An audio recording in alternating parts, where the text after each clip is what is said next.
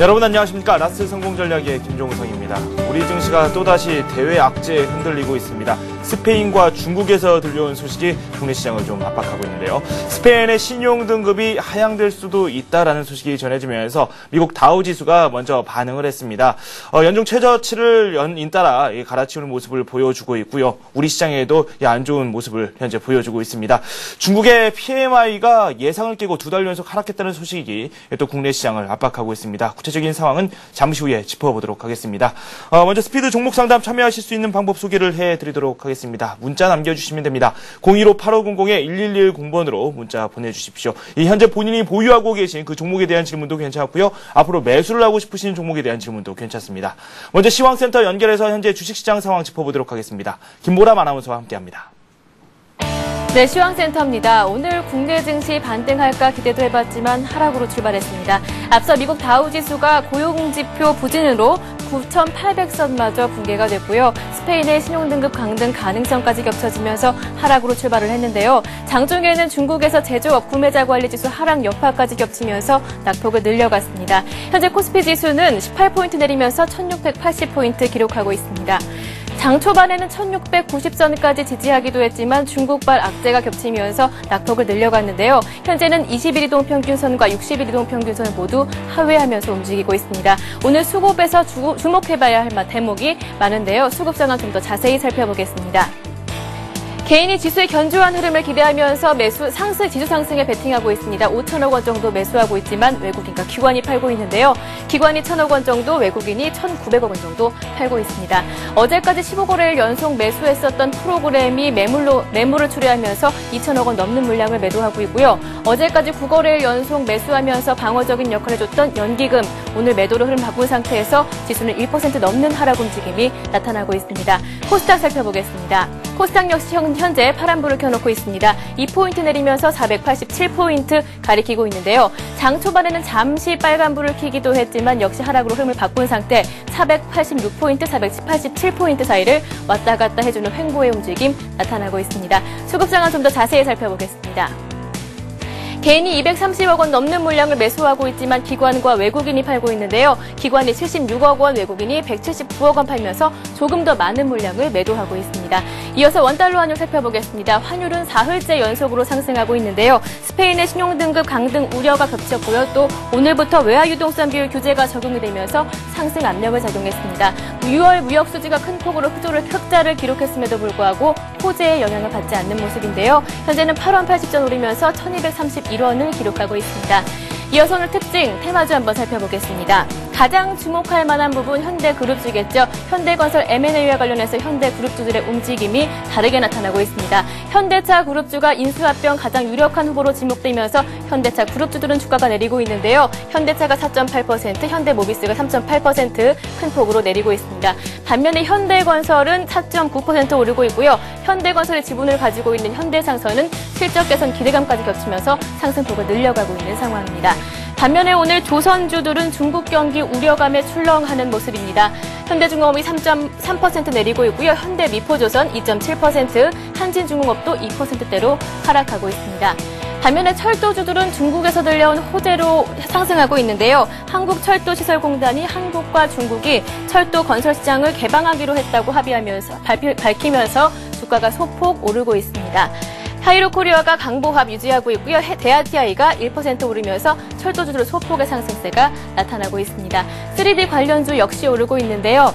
3D 입체 영상으로 만들어진 슈렉 시리즈의 그 4번째 이야기 개봉이 되면서 3D 관련주들 다시 관심을 받고 있습니다. 잘만테크가 4%, KDC가 12%, 현대IT가 7% 오르면서 3D 관련주들 다시 주가를 끌어올리고 있는 모습입니다. 지수는 마진 힘이 빠져 있습니다. 하지만 어제와 마찬가지로 뒷심을 발휘해서 낙폭을 줄여갈 수 있을지는 오늘은 불투명한 상황입니다. 지금까지 2시 구간 시장 상황이었습니다. 네, 우리투자증권 투자정보센터의 이경민 책임연구원 연결되어 있습니다. 더욱 자세한 소식 알아보도록 하겠습니다. 안녕하십니까? 예, 안녕하십니까? 네, 대외 악재, 스페인, 중국, 국적도 참 다양하게 나오고 있습니다. 시장 상황이 상당히 불안하게 전개가 되고 있는데요. 왜 오늘장이 이렇게 불안한지 이유부터 살펴보도록 하겠습니다. 네, 일단 미국 증시가 1% 가까운 하락세를 보였던 데에는 뭐 민간 고용 지표가 안 좋았고, 그리고 경제 지표와 함께 스페인발 악재가 불거졌다는 데 있겠습니다. 이와 함께 장 초반까지만 해도 코스피는 어느 정도 견조한 모습을 보였는데요. 중국 PMI가 예상치를 하회했다는 소식과 함께 그동안 수급의 한 축으로 역할을 했던 프로그램 매도세까지 출회되면서 장중 1660선 초반까지 하락하는 모습을 보였었습니다. 하지만 5천억 원이 넘는 개인의 매수세, 그리고 프로그램 매도 강도가 좀 완화되면서 다시 한번 장 후반으로 들어설수록 1680선을 넘어서는 반등세를 보이고 있는데요. 외국인 또한 1200억 원 이상, 2000억 원 이상 매도세를 보임에도 불구하고 서비스, 화학, 음식료, 건설업종 등에는 매수세가 유입되는 특징을 보이면서 업종별 그리고 종목별 차별화가 나타나고 있음을 시사하고 있습니다. 하여튼 종목별로도 좀 다른 흐름이 나오고 있는데 시장 상황에서 일단은 뭐 실적주 쪽으로 많은 관심이 쏠리고 있다. 이런 뜻으로 저희가 해석을 할 수 있을 것 같습니다. 저희가 지금 프로그램 쪽에 대한 이야기를 살짝 앞서서 들어봤는데 일단 베이시스가 장중에 백오데이션을 기록하기도 했고요. 상당히 시장성이 좋지 않으면서 차익거래 매물도 상당히 많이 출회되고 있습니다. 그동안 연기금이 계속해서 매수를 하고 있었는데 이 연기금의 매수폭 앞으로도 좀 장담하기는 좀 어렵지 않을까라는 생각이 드는데 어떻게 생각하십니까? 네, 실적 시즌에 다가오면서 연기금 같은 경우는 밸류 투자자로서 저평가되어 있는 종목군을 많이 매집하는 경우가 나타나고 있습니다. 그런 면을 보자면은 연기금 같은 경우는 최근같이 밸류에이션 매력도가 높고, 그리고 실적 시즌이 다가올수록 그 가치가 높아지는 종목군들에 있어서는 꾸준한 매수세가 유입되지 않을까라는 생각을 하고 있습니다. 그리고 프로그램 같은 경우는 그동안 워낙 그 매도 차익 잔고가 굉장히 많았기 때문에 그에 따른 반발 매수세로 이렇게 매수 차익 잔고가 굉장히 빠르게 유입되었었습니다. 하지만 이게 어느 정도 완화되면서 시장에는 중립적인 변수 이상의 의미를 부여하기 좀 힘들어 보이고요. 오늘 같은 경우는 비차익 매수세가 좀 빠르게 유입되는 모습이 나타나면서 시장은 반등세를 보이고 있는 것으로 판단되고 있습니다. 지금 실적이 호전되는 종목에 대해서는 지금 연기금들이 관심을 보일 수도 있다라는 말씀을 해주셨는데 그렇다면 실적이 호전될 것으로 예상되는 이 업종에 대한 말을 한번 더 들어보도록 하겠습니다. 운수창고 업종에 대해서 관심을 가지신 분들이 상당히 많습니다. 최근에 상승세도 상당히 눈에 띄었고 이 업종에 대해서 접근하려고 하시는 분들도 상당히 많을 것 같은데 전망이 어떻습니까? 네, 운수창고 업종 같은 경우는 글로벌 경기 회복세에 힘입어 좀 긍정적인 모멘텀이 나타나고 있지 않나라는 생각을 하고 있는데요. 특히 여름철 휴가를 앞두고 여행 관련주라고 할 수 있는 항공주들이 굉장히 긍정적인 모습을 보이고 있습니다. 항공주 같은 경우는 여객과 항공 화물 수송량이 동시에 증가하는 호재를 겹쳐 만나면서 장기 호황 국면으로 들어갈 수 있다는 전망까지 제기되고 있는데요. 하지만 글로벌 금융시장이 최근 좀 불안한 모습을 나타내고 있음에 따라 가지고 시장을 너무 편향적으로 보기보다는 좀 중립적으로 보여야 되지 않나라는 생각을 하고 있습니다. 특히 여행 관련주 같은 경우는 글로벌 금융시장의 불안함에 따라 원달러 환율이 여전히 1230원대에 있다는 점도 좀 부담이 될 수 있습니다. 이런 흔들림 속에 코스피 또한 조정권을 벗어나지 못하고 있다는 점은 높은 수익률을 보이는 이들 업종군에 단기적으로 매물 출회가 있을 수 있음을 시사하는 부분이라고도 볼 수 있겠고요. 따라서 현재 시점에서는 추격 매수 또는 섣부른 매수보다는 오늘과 같은 경우 좀 낙폭이 커지는 종목군들이 나타나고 있는데요. 이런 경우에는 조정 시 비중을 점진적으로 확대해 나가는, 그러니까 분할 매수 국면으로 활용하시는 것이 필요하지 않나라는 생각을 하고 있습니다. 저희가 전주까지 해서 신고가주에 대한 이야기를 상당히 많이 했습니다. 그만큼 오를 수 있는 가치를 갖고 있기 때문에 오른다. 이렇게 정리를 할 수 있을 텐데 신고가주에 대해서 접근을 하려는 분들 이에 대한 저희가 또 계획을 세워드리는 것도 좋을 것 같은데요. 네. 어떻게 접근하는 게 좋을까요? 일단 신고가주 같은 경우는 두 가지로 구분을 해봐야 되겠는데요. 일단 실적 호전주, 특히 실적 시즌이 다가오에 따라 실적 호전주에 따른 상승세인지 아니면은 그렇지 않은지를 좀 구분하실 필요가 있겠습니다. 만약에 실적 호전주의 상승세라면은 일단 최근과 같은 조정 시 비중을 확대하는 전략이 필요할 것입니다. 하지만 실적이 뒷받침되지 않는 신고가 종목에 있어서는 그 모멘텀이 언제 사라질지 모르고, 그리고 그 모멘텀이 단기인지 중기인지를 좀 판단하신 뒤에 좀 신중하게 대응하시는 것이 필요해 보이고요. 다만 실적 호전주라고 하더라도 최근 시장 상황이 불확실함에 따라 추가 조정이나 물량 소화 과정을 배제할 수 없다는 판단하에 실적 시즌이 2주나 정도 남았거든요. 이 경우를 감안해서 적극적인 매수 전략보다는 저점 분할 매수가 좋지 않나라는 생각을 하고 있고요. 신고가주라고 해서 무조건 가격에 대한 부담을 가지시기보다는 실적을 바라보시면서 밸류에이션으로 평가해 보신 것도 그 가격 부담을 좀 덜을 수 있는 대안이 되지 않을까라는 생각을 하고 있습니다. 그만큼 종목을 잘 골라야 하고 공부도 많이 해야 될 것 같다는 생각이 듭니다. 마지막으로 지금 1시간 정도밖에 장 마감 남지 않았습니다. 투자 전략 어떻게 세우는 게 좋을까요? 네, 오늘 같은 경우도 1660선에서 좀 반등세가 나왔습니다. 제가 판단하기로는 1650에서 60선은 121선, 21선이 위치해 있고 상승 폭의 38.2% 되돌림 수준이라는 점에서 저점 매수를 고려해 볼 만한 지수대라고 볼 수 있겠는데요. 특히 20일, 60일 골든 크로스로 정배열 구조가 완성되었다는 점은 좀 코스피 하방 형직성을 강화시켜 줄 수 있는 요인으로 판단되고 있습니다.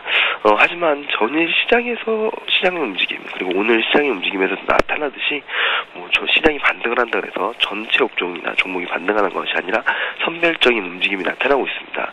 이에 따라서 업종별 대응에 있어서는 전망치 변화율이 높을수록 실적 시즌 동안 어닝 서프라이즈 가능성, 그리고 상대 수익률 측면에서 유리하다는 점을 좀 주목하실 필요가 있겠는데요. 당분간 업종별 실적 전망치 변화에 좀 주의를 기울이실 필요가 있겠습니다. 3개월간 분기 실적 변화율에서 눈에 띄는 업종군을 한번 찾아봤는데요. 특히 이 중에서도 소비자 서비스, 생활용품, 내구 소비재, 음식료 등 내수 관련주, 그리고 그 중에서도 중국 소비 수혜와 맞물리는 종목군, 그리고 기존 헌더주 내에서도 자동차 및 하드웨어 중심의 선별적인 전략, 그러니까 집중하는 전략이 필요하지 않을까라는 생각을 하고 있습니다. 네, 알겠습니다. 이렇게 해서 우리투자증권 투자정보센터의 이경민 책임연구원과 함께 현재 주식시장 상황까지 짚어봤습니다. 돈 말씀 고맙습니다. 예, 감사합니다.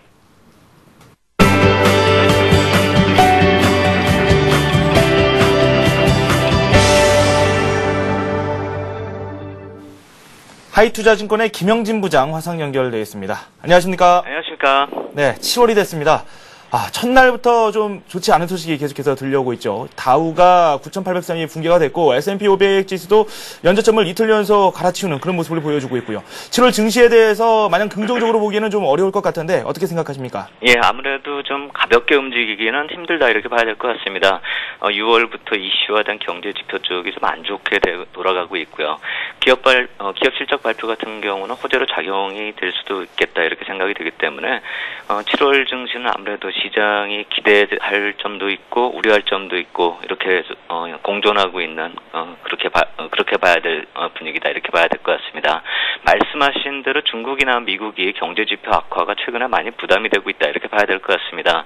상해 지수나 다우 지수가 올해 신저점을 갱신하는 그런 모습 보였고 나스닥도 마찬가지로 신저점 부근에 있습니다. 한국 시장이 6월에 아주 상당히 좋은 흐름을 보였다 이렇게 봐야 될 것 같고요. 이러한 차별적인 흐름이 가능했었던 요인들을 살펴보면 7월이 어느 정도 짐작이 가겠죠. 6월까지의 흐름이 7월도 과연 지속될까 이 점을 살펴본다라고 한다면은 글쎄요 아직은 그것을 확신한다 이렇게 보기는 좀 힘들어 보인다 이렇게 말씀을 드리겠습니다. 기업 실적 발표에 대한 기대감이 이미 주가에 많이 반영이 돼 있다 이렇게 봐야 될 테고요. 연기금 매수세 같은 경우도 7월 초부터 들어올 이유가 없는 상황이고 오늘 들어오지 않고 있는 그런 모습이고요. 신고가 흐름을 보이고 또 주가 차별화를 보였던 그런 시장 흐름, 이제 특정 종목의 시세 주도가 지나치게 극단적인 양상을 띄었기 때문에 후유증도 어느 정도 예상된다 이렇게 볼 수 있겠습니다. 경제 지표 역시 이제 해외 경제 지표하고의 디커플링이 지속될 것이다 이렇게 보기는 힘들어 보이는데요. 한국 경제 지표를 보면 어제 조금 말씀을 드렸죠. 경기 선행 지수하고 동행 동행지수에 대해서요. 6월까지 흐름을 어제 말씀을 드렸는데 이젠 7월 이후도 어느 정도 생각해 볼 필요가 있겠다 이렇게 말씀을 드리겠습니다. 경기 선행지수가 5개월 하락하고 둔화하는 정도가 감소했지만 동행지수 같은 경우 15개월 상승을 하면서 확장 강도가 또 감소되는 그런 모습이죠. 결국에 가속도들이 약간씩 감소가 되고 있는 것입니다. 내려오는 것도 감속되고 올라가는 것도 감속되는 그런 모습입니다. 동행지수가 이제 기업이익의 척도다 이렇게 놓고 봤을 때 실적 장세에서 투자 심리 악화 요인으로 볼 수 있는 그런 것이고요. 7월 이후에 경기 선행지수하고 동행지수가 동시에 둔화될 가능성이 역시 지표 자체적으로도 부담이 있는 상태다 이렇게 봐야 될 것 같습니다. 이미 중국 쪽에서 그러한 모습이 출현이 됐고요. 대외 의존도가 큰 한국의 경우는 이제 유로존 재정 긴축하고 중국의 긴축과 더불어서 미국 시장의 경기 둔화 상황에서 이제 혼자 경기 지표 호전이 지속되기는 힘들다 이렇게 봐야 되겠죠. 하지만 이것이 경기가 악화된다 이 얘기를 하는 것이 아니고요. 경기 조정세가 다른 나라하고 비슷하게 진행될 수 있다는 그 뜻이기 때문에 너무 부정적으로 볼 상황은 아니다 이렇게 말씀을 드리겠고요. 특히 세부 항목으로 살펴보면 무역수지 흑자 추이하고요. 투자 확대 요인이 경기의 연착륙을 가능케 하는 요인이다. 이 점을 본다라고 한다면 주식시장에 미치는 영향이 아주 악영향이다 이렇게 볼 게 아니라 주가 탄력을 제약하는 요인이다 이렇게 볼 필요 있어 보입니다. 해외 불안 요인이 추가적으로 악화되지 않는다면 중국이나 한국의 경우 경기 선행지수 반전이 4분기 중이다 이렇게 예상이 되고 있기 때문에 주식시장이 큰 폭으로 하락한다 이 얘기보다는 상승의 제약이 있다 이렇게 파악할 필요 있어 보이고요. 주식시장이 정고점을 넘어서는 그런 강한 모습은 아직은 좀 시간이 필요하다 이렇게 말씀을 드리겠습니다.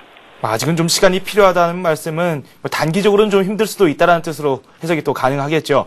이렇게 경제지표 컨센서스가 그리 긍정적이지 않은 현상에서 저희가 우리 증시의 상승도 점치기에 상당히 무리가 있지 않을까라는 생각이 드는데 그렇다면 우리 증시의 내면도 한번 살펴보는 것도 좋을 것 같은데요. 어떻습니까? 예, 내부적으로 수급 상황을 놓고 봤을 때 이미 외국인 매수 쪽은 이제 한국 시장으로 추세적으로 들어오고 있다. 이렇게 신뢰하기는 힘든 수준이다. 이렇게 봐야 될 것 같습니다. 글로벌 경기 동향하고 또 환율 같은 이쪽을 좀 보면서 들어온다. 이렇게 봐야 될 것 같고요. 6월 후반에 나타났었던 연기금 매수세는 상반기 집행자금을 시간에 맞춰 집행했었다. 이렇게 이해할 필요 있어 보입니다. 그렇기 때문에 이제 한국 증시 자체적으로 수급 요인을 분석해 볼 필요가 있어 보이는데요. 한번 표를 보면서 말씀을 드리면은요, 주식형 펀드 잔고 추이를 한번 살펴볼 필요가 있어 보이는데요. 화면에서 나타나는 좀 굵은색으로 푸른색 선을 나타나고 있는 선인데요. 지속적으로 감소 추세를 보이고 있는 푸른색 선이죠. 종합지수가 빨간색 선인데요. 1700포인트를 넘어설 때마다 항상 급격하게 감소하는 그런 모습을 찾아볼 수 있습니다. 검정색 선이 고객 예탁금 추이인데요. 이 선하고 비교해 보면은 펀드에서 빠져나온 돈이 직접 투자 자금으로 전환되는 것은 극히 일부분이다. 이렇게 볼 수가 있고요. 최근 6월 16일 이후에 펀드 이탈 자금이 한 2조 1천억 정도 되는데요. 예탁금으로 유입된 그 금액을 살펴보면 5천억 정도밖에 되지 않습니다. 같은 기간 이제 개인 수급 같은 경우 수의장에서 한 200억 정도를 매도했기 때문에 실질적으로 개인 자금이 한 1조 6천억을 넘게 증시를 이탈했다. 이렇게 볼 수가 있겠습니다. 랩 계좌로 이동하는 자금을 따로 집계하고 있지 않기 때문에 정확한 추세는 좀 계산하기가 좀 불가능하지만 간접 투자의 형태가 펀드에서 랩으로 바뀌고 있다. 이렇게 볼 수도 없는 상황이죠. 가장 중요한 신용융자 매수 추이를 보면 회색선에서 나타나고 있는데 종합지수와 거의 비슷하게 움직이고 있는데 거의 후행하고 있다. 이렇게 봐야 되겠죠. 4조 8천억에서 한 5조 원 정도 되면은 전체 시장의 변곡점을 형성하는 그런 타이밍이었는데요. 개인 투자자가 항상 투자 판단을 틀리게 한다. 이런 안 좋은 얘기를 하자는 게 아니고요. 시장의 투자 심리를 반영한다. 이렇게 이해할 필요가 있어 보이죠. 이 신용융자 금액 추이를 분석해보면 어제 4조 9천억까지 6월 한 달 동안 2천억 정도 증가했는데요. 같은 기간 개인은 시장에서 5천억을 매도했기 때문에 개인 매수세가 빚에 의해서 가수요에 의한 매수였다. 이렇게 볼 수 있고요. 질적으로 좋게 보기는 힘든 그런 개인 수급 상황이다. 이렇게 봐야 되겠습니다. 전체적으로 국내 기관의 수급을 좌지우지하는 그런 개인 펀드 수급은 악화가 지속되고 있고요. 개인의 경우는 빚에 의해서 매수세가 유지되고 있다. 이렇게 본다면은 외국인 투자자의 참여가 없다면 주식시장의 강한 모습 기대하기 힘들다. 이렇게 봐야 되겠죠. 지금 많은 투자자들이 기대하고 있는 게 바로 2분기 실적입니다. 하지만 2분기 실적에 대해서는 지난 1분기 실적 발표 때부터 꾸준히 나왔던 이야기이기 때문에 이미 노출된 재료가 아니냐 이렇게 지적하시는 분들도 상당히 많거든요. 저도 그렇게 생각을 좀 하고 있는데 이에 대해서는 어떻게 생각하십니까? 맞습니다. 이미 노출된 그런 재료다 이렇게 봐야 될 것입니다. 도움이 된다고 봐야 되겠지만 큰 기대는 하기 힘들다 이렇게 봐야 되겠죠. 기업 실적 같은 경우 볼 때는 2분기 실적뿐만 아니라 3분기까지도 좋을 것으로 이렇게 기대가 되고 있는데 하지만 이제 그 실적이 얼만큼 더 호전되는가 이걸 따져봐야 됩니다. 왜 그러냐면 이미 시장의 실적 예상치가 거의 다 알려진 상태이고 그렇기 때문에 주가도 많이 상승을 한 모습 우리가 찾아볼 수가 있죠. 기업 실적이 실제로 발표될 때 얼마나 기대치보다 더 좋아지는가 이것에 따라서 주가 탄력이 달라질 것이다 이렇게 봐야 될 것입니다. 기대 심리가 이미 커진 상황이고요. 주가에는 이미 상당 부분 반영이 되었다 이렇게 봐야 되고요. 그렇기 때문에 6월에 한국 주식시장이 상대적으로 강했었다 이 점도 봐야 되겠죠. 7월에 강할 게 미리 6월에 강했었다 이렇게 볼 수도 있는 것입니다. 해외 쪽을 보면은 이제 미국의 기업들 같은 경우는 또 더 안 좋은 분위기죠. 미국 시장 같이 기업들 실적도 별로 그렇게 좋아 보이지 않습니다. 주가만 보면서 이렇게 보아도 월마트나 제너럴 일렉트릭 같은 경우가 신저가를 지속하고 있는 그런 모습이고요. 어제 같은 경우 이제 반도체하고 대형은행주 같은 종목들 중에서도 신저가 내거나 아니면 신저가 진입 직전까지 내려가는 그런 종목들이 많이 발견이 되고 있습니다. 애플이 또 서프라이즈를 줄까 이렇게 한번 기대해 볼 만한데 어제로 인해서 또 최근에 상승 추세 이탈하는 그런 모습 보였고요. 주가가 실적에 선행한다는 점에서 좋은 소식을 기대하기 힘들어 보이는 양상이다 이렇게 볼 수 있겠고요. 안 좋은 영향이 오히려 한국 쪽으로 전달되지 않을까 하는 걱정이 되는 흐름이다 이렇게 봐야 될 것 같습니다.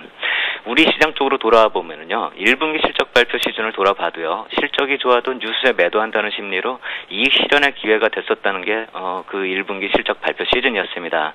그 이후에 실적 발표 이후에 주가는 조정기로 진입을 했죠. 시장이 많이 하락했을 그럴 경우에는 이 실적을 기대하면서 2분기 실적 시즌에 좀 매수로 대응하면서 이익을 좀 살펴볼 수가 있겠는데요. 1700선을 만약에 넘어선다라고 한다면 그 메리트가 많이 줄어든다 이렇게 판단을 해야 될 것 같습니다. 부정적으로 시장을 봐야 한다 이것이 아니고요. 지수대별로 좀 접근 전략이 차별화돼야 된다 이 말씀을 드리는 것인데요. 1650포인트 부근에서라고 한다면 실적 호전주로 종목을 슬림화해서 좀 접근할 필요 있어 보이고요. 1700포인트를 넘어간다면은 아까도 말씀드렸듯이 탄력적인 그런 정고점 돌파가 힘들어 보이기 때문에 현금화 전략으로 좀 대응을 하고요. 실적 시즌에서는 실적이 좋거나 나쁘거나 일단 현금화의 기회로 본다. 뉴스에 매도한다는 기본적 관점으로 7월 시장을 대응할 필요 있겠다 이렇게 말씀을 드리겠습니다. 제가 이번 주 들어서 계속해서 현금 보유 비중을 어느 정도 가져가는 게 좋겠냐 이렇게 질문을 많이 드렸습니다. 50% 정도는 보유해야 된다 이렇게 말씀을 해주셨는데 실적 시즌을 대비해서 한 50% 정도 주식을 보유하는 거에 대해서 말씀을 또 해주셨는데 앞서 말씀하신 대로 그러한 측면이라면 이 부분에 대해서도 변화가 좀 필요한 시점이 아닌가라는 생각이 드는데 어떻습니까? 그 역시 마찬가지로 지수대별로 약간은 차별적으로 생각을 해봐야 될 것 같습니다. 만약에 1600 오늘 같은 1670포인트 이런 부분이라고 한다면은요, 현금 보유를 30% 정도로 줄일 필요가 있겠다 이렇게 말씀을 드리겠고요. 1650이나 그 이하로 설사 간다라고 한다면 나머지 현금을 투자로 좀 쓸 필요 있어 보인다 이렇게 생각이 되고요. 반대로 이제 1700포인트 넘어간다라고 한다면은 올라갈수록 좀 비중을 줄여나가면서 실적 발표를 한 그런 기업에 대해서는 100%까지도 현금화할 필요 있겠다 이렇게 말씀을 드리겠습니다. 네, 알겠습니다. 이렇게 해서 하이투자증권의 김영진 부장과 함께 오늘의 이슈에 대해서 살펴봤습니다. 또 말씀 고맙습니다. 감사합니다. 이번에는 수급 상황 짚어보도록 하겠습니다. 이 외국인들이 매도를 하고 있습니다. 이 개인이 시장을 주도하고 있는데 꽤 많이 사고 있습니다. 5천억 원 넘게 매수를 하고 있고요. 그동안 우리 시장을 좀 지지를 해줬던 이 프로그램 쪽에서 매도 물량이 쏟아지고 있습니다. 구체적으로 알아보도록 하겠습니다. 동양종금증권의 최일종 팀장 연결되어 있습니다. 안녕하십니까? 네, 안녕하십니까? 네, 오늘 수급 상황 짚어보도록 하죠. 네, 그렇습니다. 오늘 우리 시장의 하락 이후 중국이 핵심이 되고 있습니다. 중국의 구매자 관리 지표 PMI가 하락하면서 경기 회복에 대한 우려, 이러한 부분이 이제 증시를 하락 압력을 주는 그런 상황이다 이렇게 보시면 될 것 같습니다. 여기에 따라서 이제 외국인들 대규모 선물 매도세가 이제 확대되면서 종합지수의 그 변동성을 확대시켜 나가는 약세장을 지금 연출하고 있다 이렇게 보시면 될 것 같습니다. 오늘 수급 동향을 보시게 되면 이제 전체적으로 봐서는 보시면은 거래소 쪽에 외국인들 2,260억의 순매도, 그리고 개인이 5천억의 순매수, 기관 쪽에서는 680억의 순매도 흐름을 보여주고 있고요. 코스닥 시장에서는 외국인들 180억의 순매도, 개인들은 220억의 순매수, 기관 쪽에서는 52억의 순매도 하는 모습을 보여주고 있습니다.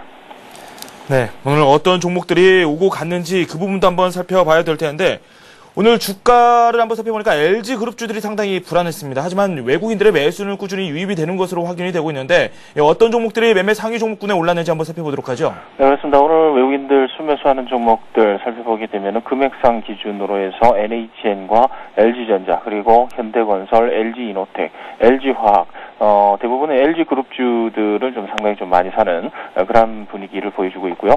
반면에 이제 매도하는 종목들 살펴보게 되면은 전기전자 쪽 핵심이 될 것 같습니다. 그래서 LG 디스플레이, 하이닉스, 그리고 삼성전자, KB금융, 포스코까지 순매도를 확대하는 그런 모습을 보여주고 있고요. 기관 쪽의 동향을 살펴보게 되면은 기관 쪽에서 순매수하는 종목은 현대건설과 효성, 글로비스, 웅진에너지, 현대증권까지 순매수를 확대하고 있고요. 순매도하는 종목들 살펴보게 되면은 현대차, 기아차, 삼성전자, KT, 삼성, SDI까지 순매도를 확대하는 그런 모습을 보여주고 있다라고 보시면 됩니다.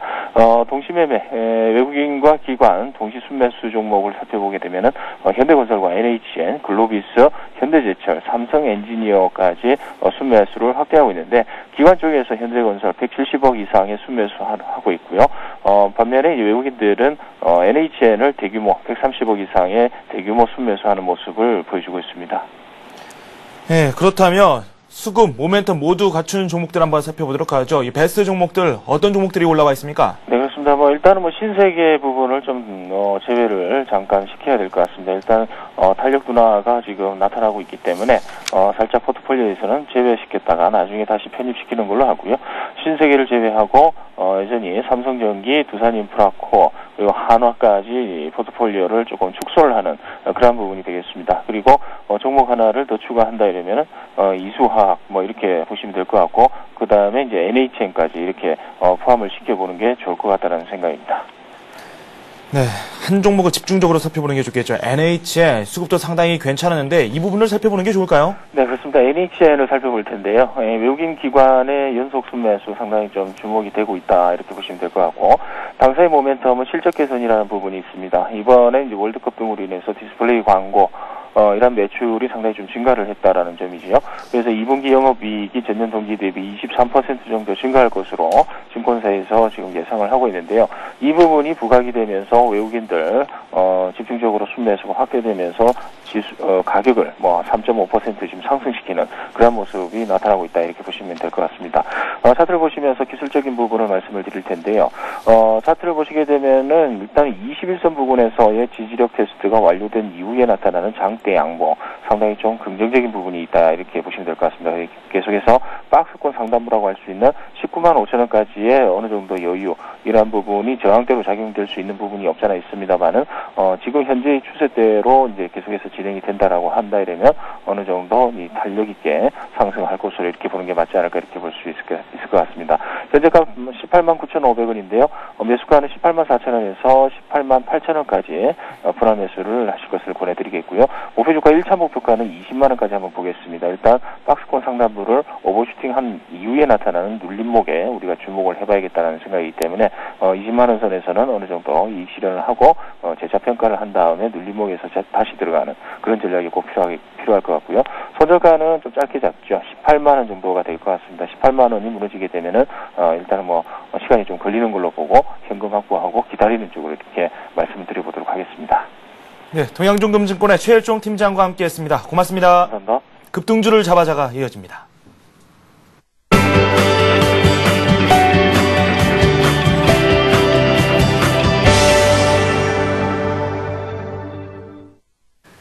네, 잠시 후 스피드 종목 상담이 이어집니다. 여러분께서 직접 참여하실 수 있는 코너죠. 문자 남겨주시면 되고요.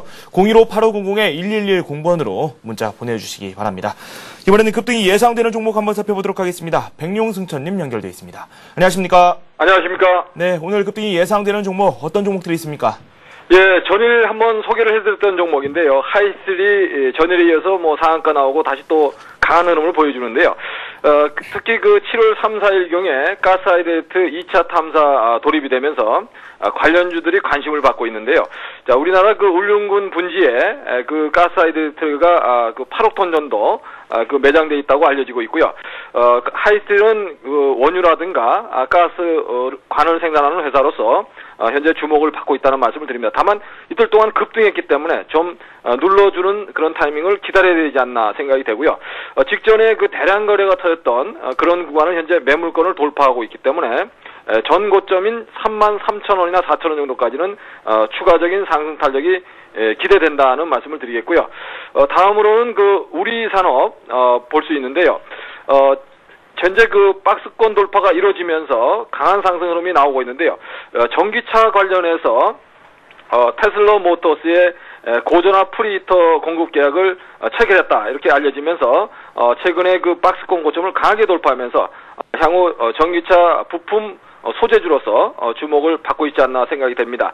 특히 실적 호전이 일어날 수 있는 그런 그 상황이기 때문에 주목해야 된다는 말씀을 드리고요. 시장 상황이 좀 어려울수록 이렇게 박스권을 돌파하는 이러한 종목들에 대한 분할 매수 전략으로서 공략해보는 그런 전략이 필요하다는 말씀을 드리고요. 현재 구간에서는 2,900원, 직전 박스권 고점이었던 2,900원이죠. 이 자리를 지켜내면 추가적인 랠리에 진입할 거로 예상이 되고 있습니다. 다음으로는 현대상사인데요.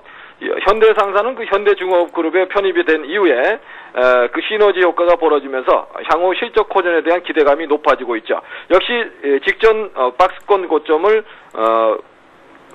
거대한 양봉으로서 강하게 뚫으면서 매물을 소화하고 넘어가는 모습이 나오고 있기 때문에요. 향후 추가적인 상승을 기대해 볼 수 있겠다고 보여지고요. 역시 그 기본적으로는 실적이 호전된다는 것이 주가 상승의 모멘텀이 되고 있다는 말씀을 드리겠습니다. 세 종목 살펴봤습니다. 하이스틸 같은 경우는 어제 상당히 좋은 흐름을 보여주셨는데 오늘 역시 또 주목을 받고 있는 그런 종목이기도 하죠. 오늘은 어떤 종목을 집중적으로 살펴볼까요? 예, 현대상사를 좀 집중적으로 말씀을 드리겠는데요. 현대상사는 그동안 오랫동안 조정 흐름 후에 대량 거래를 터뜨리면서 본격적인 상승 흐름이 나오고 있는데요. 특히 말씀드린 대로 그 현대중업 계열에 편입이 되면서 향후 그 자원 개발이라든가 이런 그 무역이라든가 이런 부분에서 더 도약할 거로 예상이 되고 있고요. 기계 플랜트 이런 부분에서도 시너지 효과를 보일 거로 예상됨에 따라서 향후 실적 호전에 대한 기대감이 높다고 말씀을 드리겠고요. 이러한 그 기대감에 따라서 2분기 이후부터는 실적이 대폭 호전될 거로 예상이 되고 있습니다. 차트상으로 보신다면 25,000원의 직전 박스권 고점을 강하게 돌파했기 때문에 현재 구간에서는 3만원 정도까지는 무난히 상승해줄 거로 예상이 되고 있습니다. 현재 구간 25,000원의 지지로 보고요. 분할 매수 전략이 좋아 보이는데 오늘 이틀째 양봉이 크게 났으니까요. 내일 정도 눌러준다면 25,500원 전후 이런 가격대에서 한번 접근을 해보시는 전략이 좋겠고요. 지지 라인은 25,000원으로 보고 접근해보자는 말씀을 드리겠습니다. 오늘까지 해서 이렇게 다양한 종목 살펴봤는데 내일은 또 AS라는 시간 갖도록 하겠습니다. 백룡순천님 고맙습니다. 감사합니다.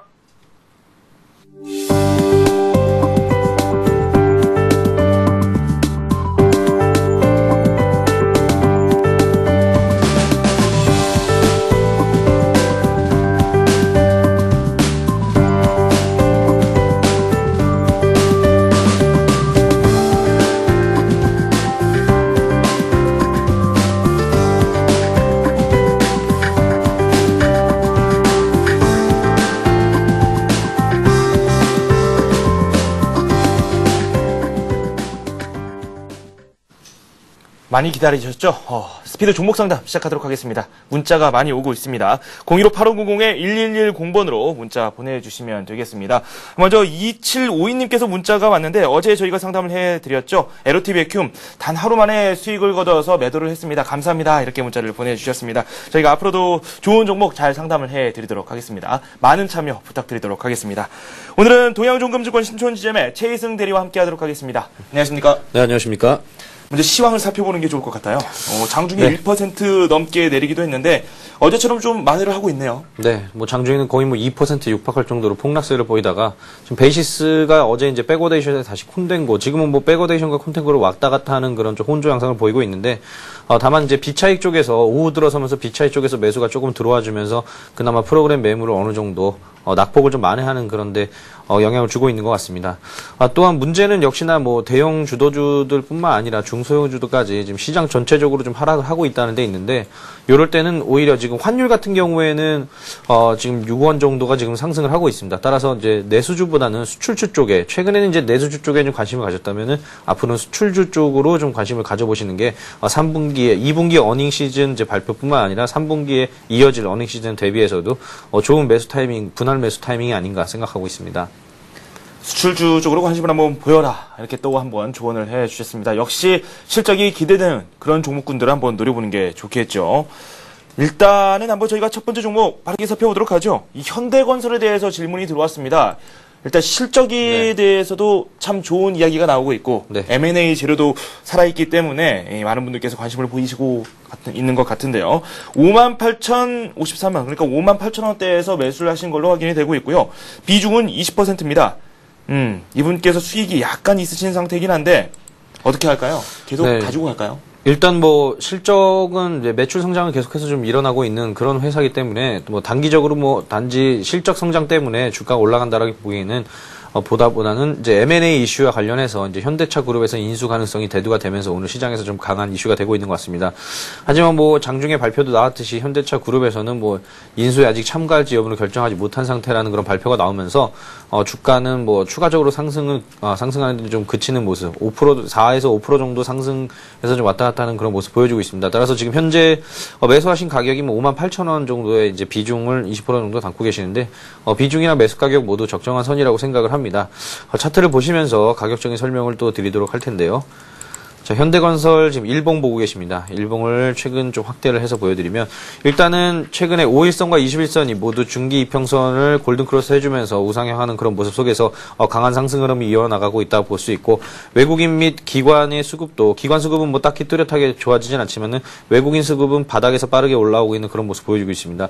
또한 이제 거래량도 어느 정도 오늘 같은 경우에 좀 뒷받침이 돼주면서 앞으로도 좀 추가적인 상승 쪽에 좀 무게를 실을 수 있는 그런 상황이 연출이 되고 있는 만큼 계속해서 지금 이평선 수렴하는 구간이 한 6만 원 정도로 저는 보고 있습니다. 이제 6만 원 정도에서 추가적으로 상승을 할지는 거래량과 수급 상황 확인을 해보시면서 추가적으로 상승 쪽에 좀 무게를 두시고 관리를 하시면 좋을 것 같습니다.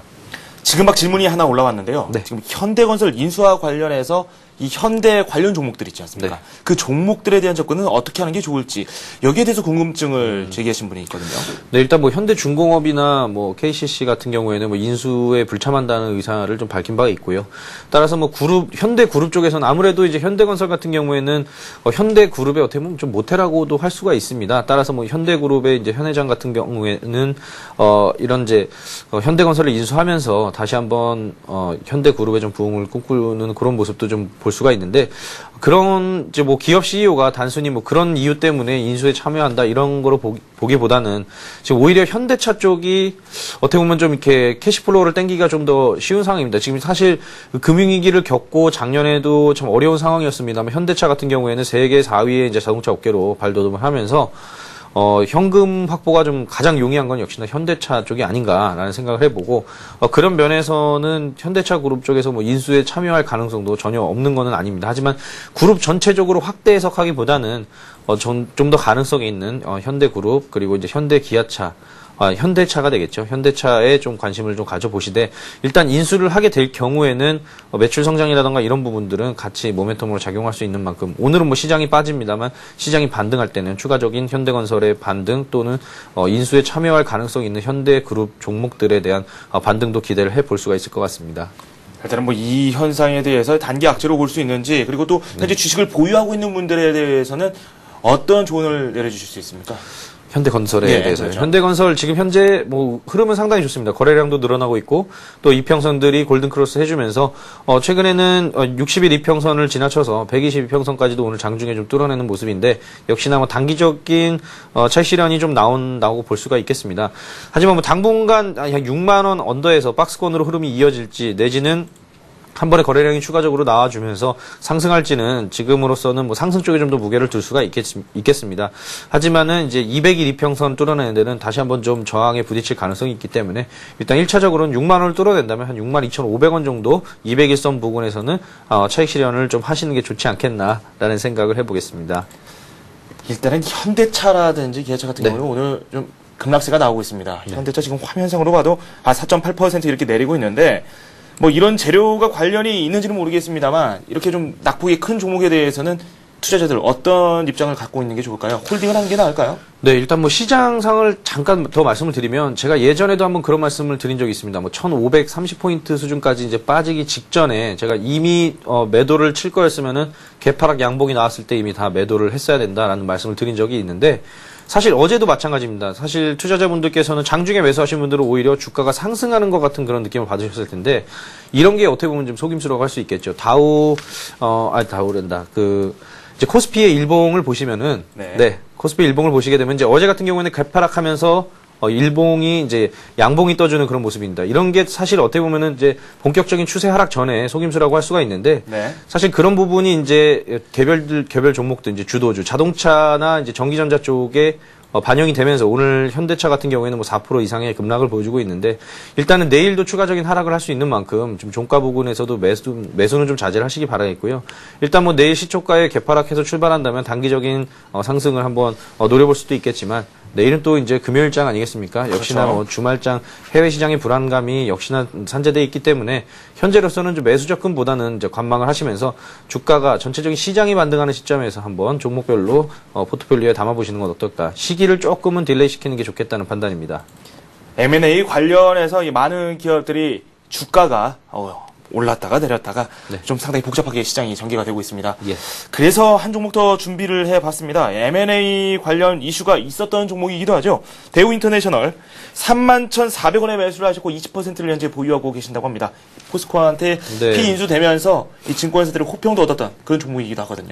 일단 뭐 포스코의 이제 상당 부분을 이제 대우인터내셔널에서 물량을 부담을 하고 있는데 사실 어떻게 보면 이제 대우인터내셔널은 안정적인 좀 매출원이 확보가 됐다라고 보여지고 또 최근에는 이제 포스코 경영진이 이제 대우인터내셔널 경영진으로 이제 교체가 되면서 앞으로 이제 계속 진행이 또 될 것이고요. 이런 부분은 역시나 좀 대우인터내셔널 개별 종목 쪽에는 좀 호재로 볼 수가 있습니다. 오늘 같은 경우에는 지금 현재는 지금 보합까지 이제 현재가가 와 있는데 오늘 뭐 상승과 하락을 좀 거듭하는 그런 모습을 보였습니다. 따라서 뭐 큰 폭의 오늘 시장 하락률 대비해서는 벤치마크 대비해서는 상당히 좀 우호적인 그런 모습을 보여주고 있고 지금 매수하신 가격이 보니까 31,400원이고 현재 가격이 31,000원입니다. 뭐 소실을 크게 보신 구간이 아니기 때문에 일단 역시나 충분히 가져가실 수 있는 그런 상황이고요. 비중도 20%시기 때문에 일단 조금 여유를 가지시고 좀 보셨으면 좋겠습니다. 그리고 이제 차트를 한번 대우인터내셔널 차트를 한번 볼 텐데요. 자, 차트를 보시게 되면은 현재 이제 바닥권 26,000원대, 27,000원대에서 주가가 쌍바닥 형성 이후에 이제 상승하는 그런 모습. 그리고 21선이 다시 한번 돌아섰지만은 오늘은 뭐 21선 지지 정도에서 좀 마감을 할 것 같고요. 그리고 현재는 이제 모든 이평선들이 사실 좀 꺾여 있습니다. 전부 다 이제 역배열 상태로 지금 있는데 근데 다행히 5일선이 이제 중기 이평선, 단기 중기 이평선이 골든 크로스 해주는 모습에서 단기적으로 추가적인 상승은 충분히 기대를 해볼 수가 있습니다. 하지만 60일 이평선이 한 32,500원 정도 부근에서는 좀 저항에 부딪힐 수 있는 만큼 거래량을 한번 확인해 보셔야 될 것 같습니다. 지금 수급적으로는 외국인들은 뭐 뚜렷한 어떤 모습 보여주고 있지 않지만은 기관들에서 이제 바닥권에서 매수가 차분하게 들어와주는 모습에서 거래량과 함께 수급도 계속해서 동반이 될 경우에는 추가적인 상승이 가능하다. 하지만 1차적으로는 60일 이평선 32,500원 정도에서 차익 실현을 하시는 게 어떨까 생각을 해보겠습니다. 차익 실현이라고 하시면 전량 차익 실현으로 보는 게 나을지 지금 일단 32,500원 선을 제시를 해주셨는데 뭐 그에 대해서 추가적으로 말씀 좀 해주시죠. 네, 일단 뭐 1차적으로 이제 단기적으로 말씀을 드린 거고요. 이런 시장 상황 속에서 이 정도의 주가 흐름을 보인다는 건 상당히 좀 시장 대비해서 좀 강한 흐름이라고 볼 수가 있습니다. 앞으로 이제 철강 같은 경우에는 이제 하반기 때 계속해서 철강 가격 인상도 있고 이제 원자재 가격이 올라가기 때문에 그런 부분들도 있고 계속해서 이제 중국이 경제 성장을 계속해서 해주고 있기 때문에 이런 물동량 증가라던가 대우인터내셔널에는 역시나 뭐 호재일 수밖에 없는 거고요. 다만 이제 중국과 이제 대만 쪽에서 서로 이제 경제 협력을 하면서 화학이나 철강 그리고 이제 전기전자 부품주 쪽에서 안 좋은 모습을 보이지 않을까 하는 그런 우려가 있습니다만 그런 부분은 어디까지 좀 지켜봐야 될 것 같고요. 단기적인 악재로는 좀 작용할 수 있겠습니다만 이제 역시나 뭐 물동량을 책임지고 있는 포스코의 물동량을 책임지고 있는 대우인터내셔널 같은 경우에는 단기적인 악재는 있을 수 있어도 중장기적으로는 워낙 주가가 지금 바닥권에 있기 때문에 추가적인 상승이 기대된다고 말씀을 드린 부분입니다. 네, 알겠습니다. 지금 말씀하신 순간에 잠시 차트를 보니까 코스닥이 상승으로 전환이 됐고요. 지금 코스피 쪽도 낙폭을 대거 많이 하는 움직임을 보여주고 있습니다. 장 후반부에 또 어떤 변화가 있을지 자세히 잠시 후에 알아보도록 하겠습니다. 이번에 살펴볼 종목은 카스입니다. 1,800원에 매수를 하셨고 비중 30% 현재 보유를 하고 계신다고 합니다. 카스 현재 주가가 1,570원, 손실이 꽤 있으신 편이기도 하고요. 오늘 역시 주가가 그다지 좀 좋지 않은 움직임을 보여주고 있는데 카스에 대한 진단 내려주시죠. 네, 일단 이 해당 종목 같은 경우에는 일단 수급 상황은 뚜렷하게 나타나는 모습은 없는 것 같습니다. 하지만 이제 재무제표를 한번 좀 살펴봐야 될 것 같은데요. 일단 1,000원대 종목 같은 경우에는 재무제표를 일단 중요하게 생각을 하기 때문에 재무제표를 한번 살펴보도록 하겠습니다. 현재 해당 종목은 일단 EPS는 올해도 증가할 것으로 좀 예상이 어느 정도 해볼 수가 있는 부분이 계속해서 좀 매출이 성장하고 있다. 700억, 800억, 그리고 828억 계속해서 매년 꾸준하게 좀 소폭이나마 상승을 해주고 있다는 점에서 또 ROE가 이제 2008년 그리고 2009년에 약 2배 정도 상승을 해줬고 올해도 마찬가지로 이런 성장세는 계속 이어질 걸로 판단이 됩니다. 따라서 재무제표상으로는 크게 문제가 없고요. 그렇다면 이제 지금 현재 손실을 보고 있는 상황에서 어떻게 투자 전략을 세워야 할지는 차트를 보시면서 추가적으로 설명을 드리도록 하겠습니다. 자, 현재 지금 차트를 보시게 되면은 일단은 지금 바닥권에서 지금 어느 정도 올라왔다가 짧은 박스권으로 움직이고 있는 그런 모습인데 좀 확대해서 보여드리겠습니다. 1355원을 그린 이후에 단기적으로 좀 짧은 박스권, 밴드가 상당히 짧네요. 약 한 100원대 안에서 좀 움직이고 있는데 지금은 이제 거래량을 좀 체크를 해봐야 될 것 같습니다. 거래량이 계속해서 좀 꾸준하게 줄었다가 바닥권을 형성하는 모습 따라서 거래량이 동반해서 증가를 해주지 않는다면은 단기간 이런 박스권 흐름은 짧은 박스권 흐름은 계속해서 좀 이어질 걸로 보이고요. 일단은 1,500원 이탈을 하게 되면은 종가 기준으로 했을 때 1,500원 이탈하게 되면 추가적인 하락이 있을 수 있는 만큼 1,500원 부근에서는 강력한 좀 지지라인 내지는 손절가로 좀 잡으시고 대응을 하셔야 될 것 같습니다. 손절가를 말씀을 해주셨어요. 지금 1,500원 선으로 지정을 해주셨고요. 이에 따라서 한번 시장 대응을 해보시기 바랍니다. 이번에는 5064님께서 올려주셨습니다. 대원 강업에 대한 질문을 올려주셨는데 2,800원이고요. 매수 가격이 20% 현재 보유를 하고 계신다고 합니다. 목표가 그리고 또 손절가에 대해서 말씀을 좀 부탁드린다고 하는데 대원강업 어떤 기업인지 그리고 또 목표가, 손절가 어떻게 볼 수 있는지 그에 대한 말씀 부탁드리죠. 네, 일단 기업 내용부터 한번 살펴보도록 하겠습니다. 기업 내용 차량용 스프링과 시트 제조 부품 업체 따라서 자동차 부품주라고 할 수 있겠고요. 재무제표 연결해서 계속 살펴보겠습니다. 지금 현재 매출 같은 경우에는 약간 좀 작년에 2008년에 비해서 좀 둔화되는 그런 모습인데 최근에는 이제 시트 부분 같은 경우에는 특히나 이제 자동차 판매가 증가가 되면서 올해는 좀 매출 성장이라든가 이익 성장이 좀 기대를 해볼 수가 있겠고요. ROE 같은 경우에도 아주 높은 편은 아닙니다. 작년에 이제 2.14가 나왔고 올해 상승을 한다 그래도 어느 정도까지 상승할지는 아직 예상치가 나오지 않았기 때문에 추가적인 설명은 좀 어려울 것 같습니다. 하지만 재무제표상으로 아주 안 좋은 모습이 아니라 오히려 업황은 상당히 호전되고 있는 만큼 재무제표상으로는 큰 문제는 없다고 판단이 되고요. 지금 이제 가격대를 좀 한번 살펴볼 텐데 차트를 보시면서 가격을 한번 살펴보도록 하겠습니다. 지금 2,800원에 비중 20% 정도로 매수를 하셨는데요. 일단은 21선 지지 여부를 확인하시고 매수를 하신 것 같은데 안타깝게도 단기적으로 시장 하락과 함께 21선 이탈하면서 61선까지 바짝 근접하는 그런 모습 보여주고 있습니다. 하지만 중장기적으로 봤을 때는 이제 한 올 초 3월달부터 한번 볼까요? 3월달부터 봤을 때는 60일 이평선 따라서 꾸준하게 좀 상승해주는 그런 모습 보여주고 있기 때문에 주가는 계속해서 좀 무상향하는 그런 모습을 볼 수가 있습니다. 하지만 이제 역시나 문제는 이제 수급 상황이 될 텐데 지금 수급 상황 현재가 창에 나와 있는 이제 어제까지 수급 상황 보면은 외국인들이 소폭 매수를 해주고 있었지만은 그 전일 큰 폭으로 매도가 있었기 때문에 수급적으로는 어떤 뚜렷한 개선세는 좀 보이지 않고 있습니다. 다시 한번 차트로 돌아서 추가적인 설명을 드리자면 일단은 61선 지키는 한에서는 계속해서 좀 보유를 하시길 바라겠고요. 일단 1차적으로 목표가를 지금 선정하기는 상당히 어렵습니다만 이제 거래량이 상당히 중요합니다. 오늘 거래량에 대한 얘기를 상당히 많이 하고 있는데 종목별로 최근에는 모두 다 움츠려드는 모습 속에서 거래량이 상당히 좀 줄어드는 모습인데 이런 부분도 반드시 확인하시면서 일단 차트 흐름은 아주 나쁘지 않습니다. 여기서 손절하고 나가시게 되면은 기회비용 측면에서 상당히 좀 안타까운 모습이 나타날 것 같기 때문에 일단은 지지 여부가 어느 정도 확인이 됐고 오늘 종가에서 전일 시초가인 대략 한 전일시초가를 한번 확인하겠습니다. 전일시초가가 2,880원입니다. 따라서 그걸 이탈하지 않는 이상 오늘 뭐 현재는 2,700원이지만 61선 이탈하지 않는 이상 일단 계속해서 보유 의견을 드리도록 하겠고요. 1차적으로는 짧게는 한 3,000원 정도 부분까지는 충분히 가능하지 않겠느냐라는 생각이 듭니다. 신규 매수는 어떻습니까? 신규 매수 타이밍으로도 나쁘지 않다고 판단이 됩니다. 일단은 61선 매매를 통해서 오늘 만약에 종가 부분에서 61선 지켜낸다고 하면은 일단 비중을 전체적으로 담을 물량이 100이라고 쳤을 때는 한 30 정도 일단 담아보시고 내일이 좀 전에 말씀드렸다시피 이제 금요일장이고 시장이 어떻게 될지 불확실성이 계속해서 좀 대두되고 있는 만큼 분할 매수로 좀 접근을 해볼 수 있는 충분한 가능한 타이밍이 아닌가 차트상으로 좀 보여지고 있습니다.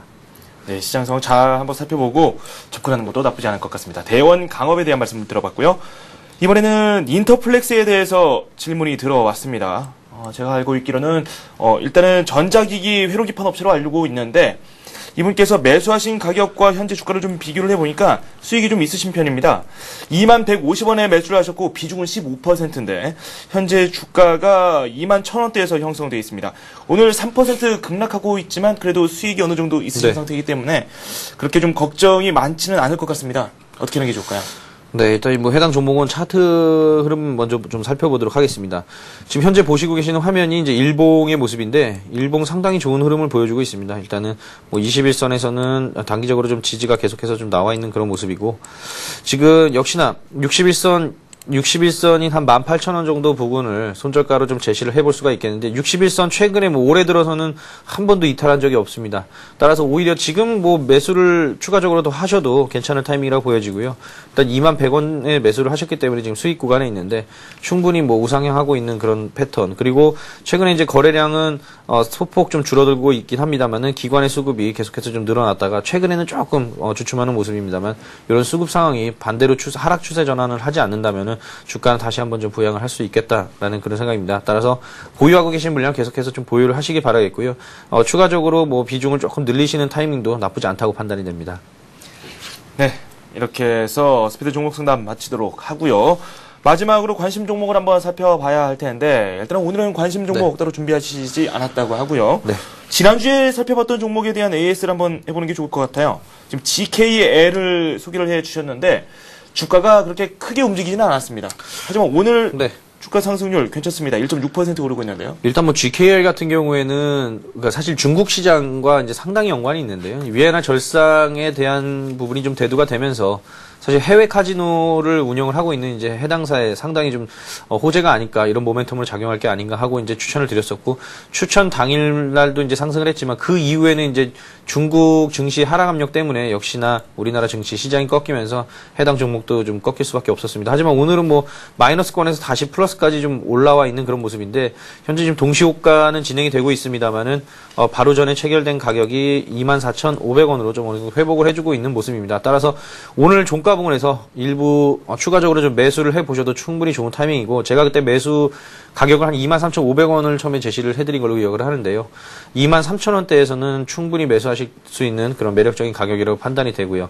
단기적으로 한 26,000원까지는 뭐 충분히 가능합니다. 충분히 가능하게 보여지고 차트를 보시면서 한번 설명을 드릴까요?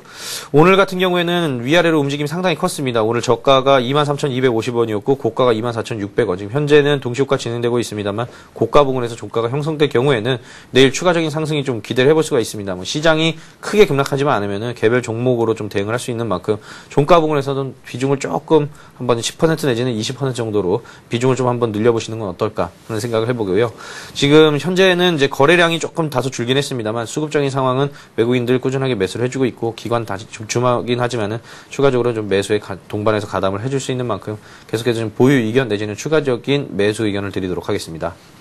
오늘 관심 종목이 따로 없다는 점이 상당히 이채로운데 그렇다면 GKL 쪽으로 관심 종목에 대한 그런 대체 종목으로 한번 볼 수 있는지 그에 대한 말씀이 좀 궁금하네요. 네, 물론 GKL 계속해서 좀 좋은 흐름을 보여주고 있는 만큼 신규 매수 종목으로도 말씀을 드릴 수가 있겠고요. 또 오늘 제가 뚜렷하게 어떤 종목에 대해서 관심 종목을 가지고 나오지 않은 이유는 사실 시장이 이렇게 하락을 계속했을 때는 사실 저 같은 경우에는 모든 대형주들은 저한테는 다 관심 종목입니다. 근데 앞으로 그러면 지금 현재 상황에서 예측하기 상당히 좀 어려운데 내일 만약에 추가적으로 하락할 수도 있고 다시 올라갈 수도 있는 부분이니까 오늘 종가 부분에서는 여러분들이 관심 종목을 가지고 계시다면은 조금씩 분할 매수로 좀 접근하시는 게 좋겠다. 일단은 금요일장에서는 대부분 역사적으로 좀 안 좋은 모습이 계속 나왔기 때문에 일단 분할 매수로 대응을 하시고요. 일단은 내일 시초가에 어떤 모습이 나올지 상당히 기대가 되고, 또 주말장에 미국 시장이 지금 현재는 뭐 연중 최저가를 기록을 하고 있는데 강한 반등이 나와준다면은 내일 내지는 월요일 날 한번 단기적으로도 뭐 3에서 5% 정도 종목별로는 수익이 가능한 만큼 분할 매수 대응을 하시기 바라겠습니다. 관심 종목은 뭐 역시나 오늘은 제가 가지고 나오진 않았지만 전체적인 시장에 대한 관심이라고 좀 생각을 해주시면 좋을 것 같습니다. 네, 알겠습니다. 지금까지 동양종금증권 신촌지점의 최희승 대리와 함께했습니다. 감사합니다. 네, 감사합니다. 동시효과로 접어들었습니다. 코스피가 0.9% 내린 1682선을 현재 기록하고 있고요. 코스닥은 0.3% 내리면서 488포인트 선을 걷고 있습니다. 잠시 후 2부에서 장 마감 사항과 함께 주요 경제 소식 함께 전해드리도록 하겠습니다. 잠시 후에 뵙겠습니다.